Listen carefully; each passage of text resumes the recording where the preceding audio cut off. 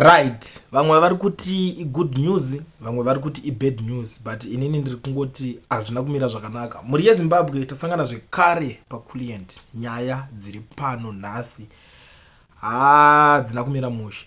Zvatasangana kudai so, tanga nekulike this video kutira kuti ZANU-PF iboyikane kana uchiziva kuti hauchaide wakakura nayo wachembera nayo because hazvichabatsire. You know, someone anga achida kutira kutomboitawo nharuneni kuti aiwa iwo uri uchiti vanhu kana vasingade ZANU-PF iwo ndosingaide. I was like inini I'm ready to debate ndichikuprovai nema facts ekuti haichadiwe, that's why ndichidaro. Anyway, haisiro nyaya iri panapa ihombe nhasi.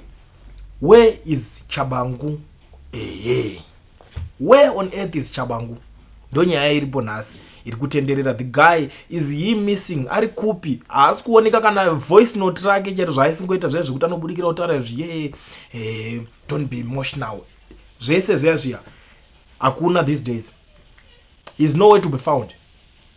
Hapo pa spotlight pachichi vanhu vakapedzera kutaura nezvake kubva pakataura nyaya dzepoison. Iko zvinezvi manje vakutaura controversial citizen coalition for change interim secretary general Sengezo Chabangu is seemingly disappeared from the public eye, sparking growing concern about his health and whereabouts. So where exactly is Chabangu?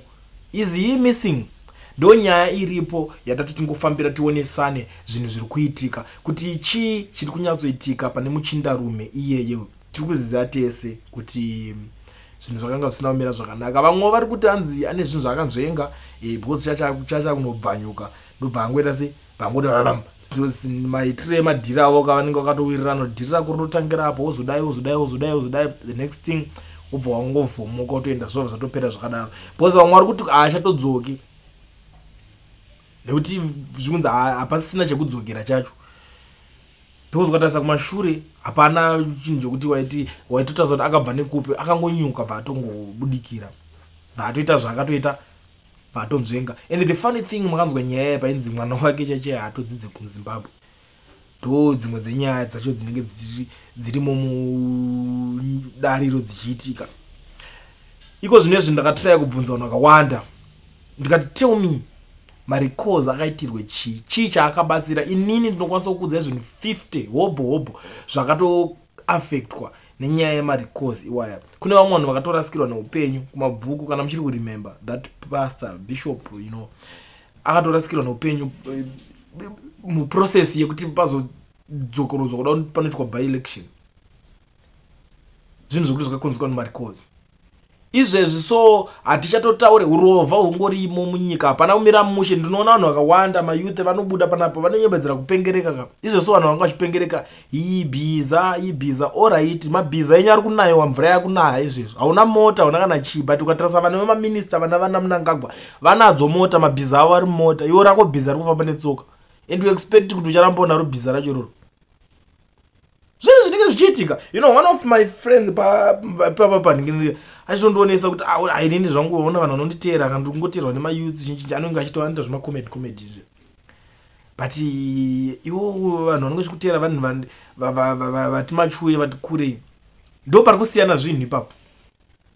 Generation yacho yeyouth iri kungoteera zvinhu zvekungotangira pakungonakirwa vachitoenda. Havasi kuda kugadzirisa maproblems aripo. Mabhiza yenyu ari kutorwa nemadhara iwayo akato unotozonorora munhu wako vaita zvavanoita naye vapedza naye zvoonasa kubata but mablesa ari kupedza naye. Ndochokwadi, that's the reality. Hazvinakidze zvinoitwa kana vana kumayunivhesiti kuti vakutotanga vakaroorwa kumayunivhesiti, vakutotanga kune matouchline. Kuenda patouchline mwana ari pavhasiti achitsvaga mari yekuti abhalanse zvinhu. Tovatati zvinhu zviri normal munyika pakadaro ipapo. Nezuro panapa zuro ndizuro papa kutotaura nyaya yekunzi maWhatsApp $50 ichitaurwa vanhu vakati chichi ndikati ndo zvinhu zvinokonzeresa, ndo mamwe maside effects emarikozi aya because daima mune maMPs enyu chaicho muparliament. Zvinhu zvakadaro hazvife zvakataurika ende zvinopasiswa nani. Nyaya yemaZBC license yaya yekuti iwo unonzi udabhadhire kumba, udabhadhire mota, mari yacho futi $30 unoiwana kupi iwe uri civil servant? Unodzibatanidza sei mari idzodzo? Side effects emarikozi esiwana. So ndosaka uri kuona kuti vanhu vakawanda vari kucelebrate kuti this Chabangu boy ameno chero zvaasangana nazvo ikoko ndo nyaya imwe inenge ichingoitika. So panapa ndakuzosanganiswa nenyaya, pana minister of youth akaiswa kuBotswana akasuti 16 chako chako kechidiki kano understanda kuti zvinhu zviri kufamba sei, but pakonzereswa nyaya debate raitika ipapo. You know, these guys I don't know kuti pamwe vane ma challenges avo, because there's a certain guy activist uyo aishanda neCitizen Coalition for Change achiti, dear Dirty Hope, what do you say about this appointment? Is it appropriate? I remember you saying something about that Triple C Masvingo mayor, that little girl in Chabangu's voice. You mentioned something to do with age, historical, corporate management, or any that signifies one to have managed an institution. So aku compare, imagine a minister akaiswa kuchi kuBotswana, but waitaura kuti shande uchi, was it zacharaitaka kundibuda but angari muri kumunzwisa kumasvingo akazobviswa neriko chinchichi chakazongorowa skillful zvotovharana zvakadaro. Saka ndopa kunzika ko iwo uri kuzoiona senyaya iyi munoitongawo sei yekuti pakaiswa wechidiki paBotswana. Wopo chingono ndobva azoti, do you understand the difference between running a city and running a ministry? Do you understand what force equivalence means? Do you realize that you are comparing a situation in a democratic country with one in a dictatorship? If you go back to what I said and read it honestly, you will realize that you are comparing apples with oranges. It is easier for Lesego Chimbo to work because she is in a democratic. Zimbabwe needs people who can navigate its treacherous terrain. It is a dictatorship. Throwing a 25-year-old into the deep end and expecting her to auto-maneuver July Moyo is a wet dream. You need someone like David Cottard, who has the necessary experience and who knows how to deal with dictatorship. You need an experienced hand. What you are doing is like me saying, see how easy it is to win an election. Look at Botswana. It would be a force equivalence. Ndo respond iri kubva yataurwa panapo kuti Zimbabwe kune madictators. Saka tikada kukompare nyaya iyoyo yekuti toti takati uyo musikana akarwa neriko mudiki uyo aikwanisa kunyatsorana paposition iyoyo, tichikompare neZimbabwe toti compare neBotswana, pari kunetsa pakuti kuno nyika ine madictator uko kunyika ine democracy. Ndo kwaane nyaya yacho manje muri kuzviona yachinjwa yakunzi aiwa inyaya yekuti kune madictator uko kune democracy. Saka ndo paane nyaya inena zvangu zvakuzondinetsa kuti chakakura chi running a city and a ministry, because kana ukurana ministry inyika yese ukatonzi kuto representa minister of chakati, uri kurepresenta kwese macities ese, the whole country. Pane kunzi uri councillor obva unzi uri mayor, uri kurepresenta one city. Aiwa unozosangana naningirikini vanozoita madictator. I don't know, but these guys manje ndichenda kutoona futi pakutoti rimwe dambudziko ratorimo muZimbabwe hazvina basa nekuti zvimwe zvinhu zvataurwa nani. Vechidiki ngavapinde mupower zvekuti uya neexperience akaiwana kupi akainhonga kupi, akatotanga wachitori mudiki kusvika atogainawo experience. Handina chakashata chandinoona pamusoro pazvini chero munyika yacho ine madictator iyoyo, cause ndo leadership yemangwana yacho iri kuteereyo. Ndosaka muchizongoona panguramba muchingoudzwa zvekunzi ma2030. Why? Because hapana kana vechidiki vari kuda kumbochallenge kuti vapinde muzvinhu zvacho. Ndo nyaya inenge yakunetsa.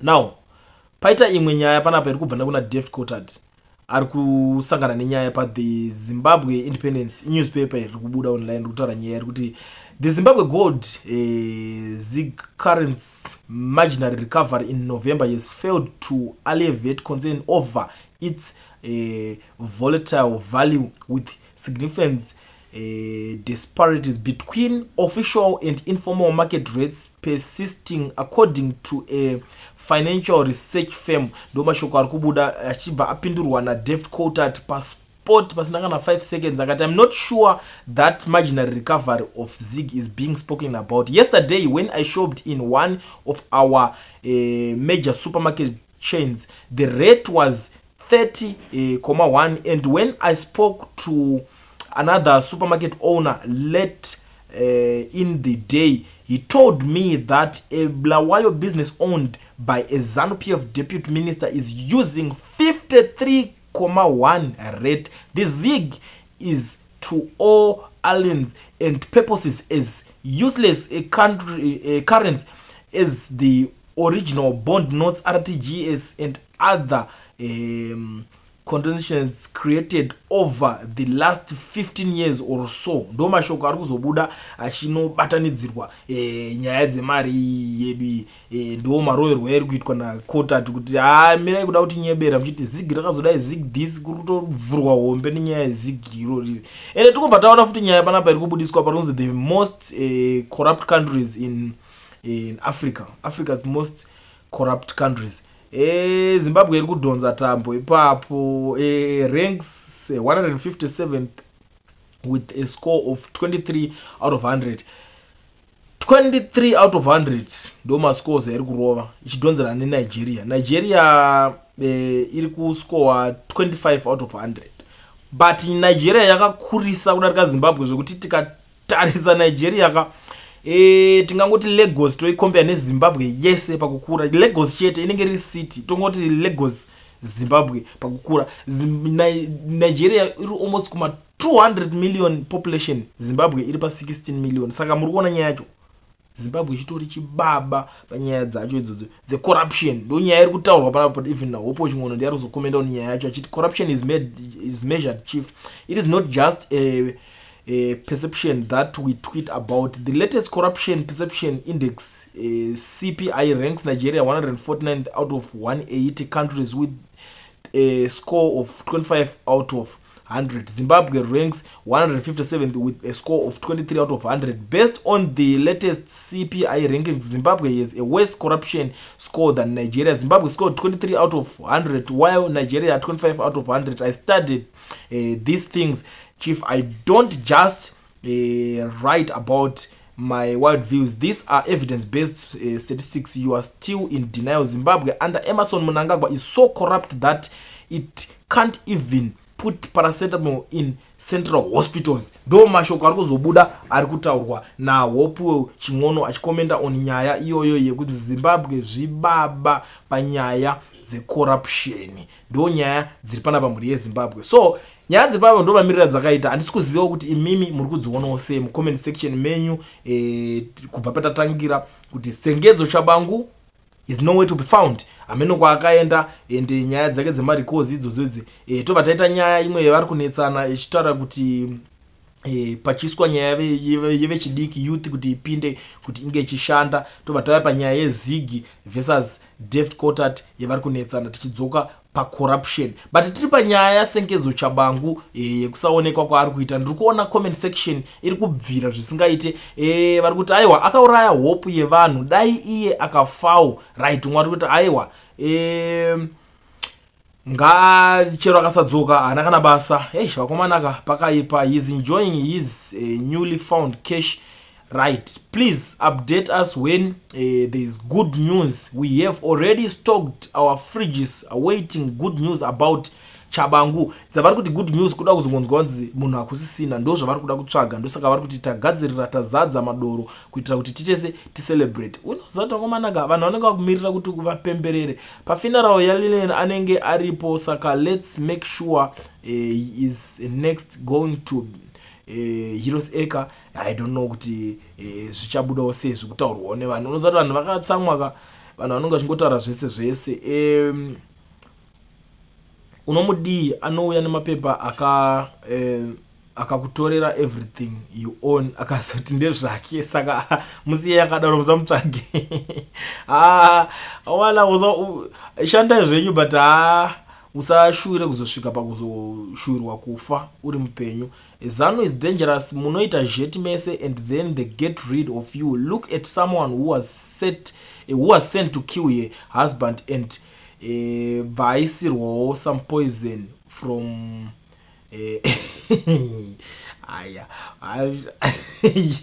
aya mazita ngatijambire mazita ko vakuru vese avo sei vasina kuenda kuinauguration kuBotswana kwaive kwakazara vamwe vavo ndiana Chabangu ari kutaurwa nana Weshman Ncube omanaka pakaipa comment section zvinhu zvikutaurwa izvi zvochaverenga vanhu munozopedzera makunyadzisira bandonyaya dzacho dziripo hama dzadiwa ndangoti darike nepanapa munodzonawo sei nyaya dzepanapa ndavhura comment section tell me what you think kuti muri kuzvionawo sei zvinhu zvikutaurika.